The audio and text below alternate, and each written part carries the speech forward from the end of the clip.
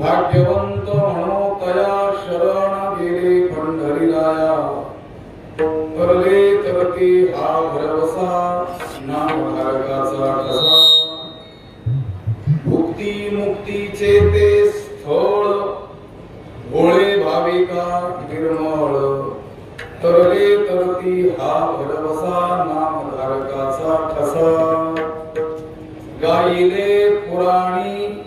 गायिले पुराणी तुका म्हणे वेदवाणी तरले तरती हा भरवसा नामधारकाचा ठसा श्रीकांतं कमलावरं वररुचिं श्रेष्ठं रमावल्लभं मोक्तारं कलिपं कमपिनजनता वृन्दस्य भक्तप्रियम् ओ गोपी गणवेष्टितं मधुरया वाण्यास्तुतं सज्जनैः तं भीमातटवासिनं प्रभुवरं श्री पाण्डुरङ्गं भजे पाण्डुरङ्गा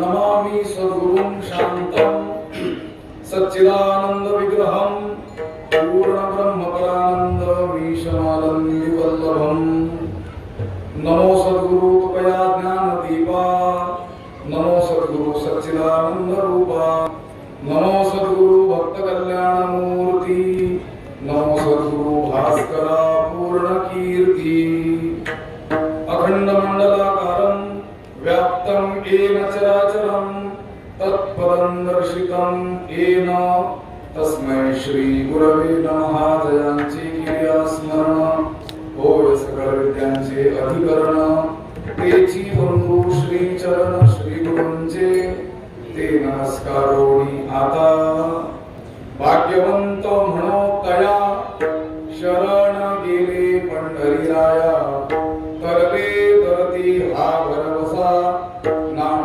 धारकाचा ठसा प्राप्तस्थळ कीर्तन भक्ती सेवेकरिता उपस्थित केलेला हा अभंग संत श्रेष्ठ वैरागी शिरोमणी जगद्गुरु श्री तुकाराम महाराज यांचा चार चरणांचा असून या अभंगाद्वारे तुकोबारायांनी भाग्यवंताचं लक्षण सांगण्याबरोबरच भगवत शरणागती आणि भगवन नामाचा महिमा प्रकट केलेला आहे. विठ्ठल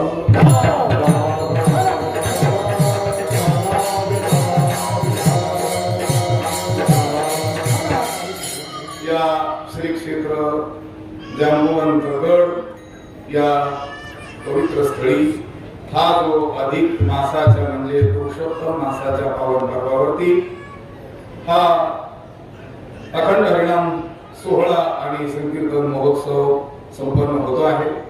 भगवान श्रीकृष्णांच्या आणि जांबुवंत महाराजांच्या पदस्पर्शानं पावन झालेली ही भूमी आहे. पौराणिकता ऐतिहासिकता या भूमीला आहे आणि या ठिकाणी या महोत्सवामध्ये असलेली ही दुसऱ्या दिवसाची कीर्तनाची सेवा संध्याकाळच्या सत्रातील श्री संत ज्ञानेश्वर महाराज संस्थान नेवासा पैस्थान मंदिर ज्ञानेश्वरीचं रचनास्थान या संस्थानाकडे आपल्या सर्वांच्या वतीनं आलेले आहे.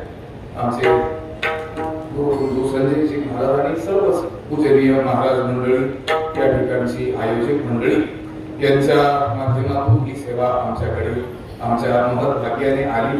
खरं तर या स्थानाचं दर्शन आम्ही 4-5 वर्षाच्या अगोदर म्हणजे नेवासा स्थानाला जाण्याच्या पूर्वीच ह्या भागात कीर्तनाला आलो होतो आणि जे मला घेऊन आले त्यांच्या हा भाग परिचयाचा असल्यामुळे ते अतिशय पौराणिक पुण्यपावन स्थान आहे म्हणून या ठिकाणी दर्शनाला आम्ही येऊन गेलो. कदाचित त्या दर्शनाचाच परिपाक म्हणून की काय पुन्हा जांबुवंत महाराजांनी कीर्तनालाच बोलावून घेतलं. विठ्ठल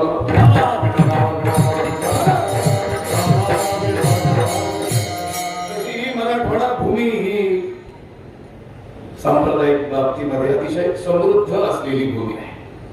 प्रत्येक गाव खेड्यामध्ये कुणी ना कुणी निष्ठावान वारकरी पूर्वीच्या काळी होऊन गेले आणि आता देखील आहेत म्हणून हे संप्रदायाचं वैभव आपल्याला पाहायला मिळतं. पिढ्या दर पिढ्या ती भजनाची निष्ठेची श्रद्धेची परंपरा जी आहे ती वहन करण्याचं काम हे गावखेड्यातील लोक करतात आणि त्यांनी हा संप्रदाय जतन करून ठेवलेला आहे. त्या टाळकऱ्यांनी जतन करून ठेवलेला आहे.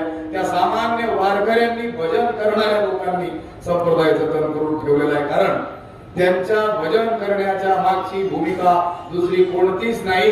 केवळ देवाच्या भजनात गोडी आहे, आनंद आहे म्हणून ते भजन करत असतात.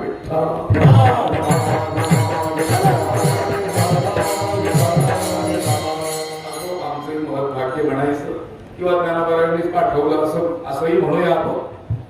या ठिकाणी येण्याचा हा सुयोग प्राप्त झाला. दुसरा दिवस सेवेचा असल्यामुळे भगवत शरणागतीचा नामाचा महिमा सांगणारा हा अभंग आहे. भाग्यवंताचं लक्षण देखील तुकोबारायांनी या अभंगामध्ये केलेलं आहे. जगातील लोक एक दुसऱ्याला किंवा स्वतःला कशाच्या बळावर भाग्यवंत म्हणतात ही गोष्ट वेगळी. जगातील लोकांचे भाग्याचे निकष, परिमाण, दंडक, मीटर या गोष्टी वेगळ्या आणि संत एखाद्याला भाग्यवंत म्हणतात किंवा स्वतःला देखील अनेक ठिकाणी त्यांनी भाग्यवंत म्हणून घेतलं. ते भाग्यवंत म्हणून घेणं त्यांचे जे भाग्याचे निकष, परिमाण, दंडक, मीटर ते सर्वस्वी भिन्न आहे.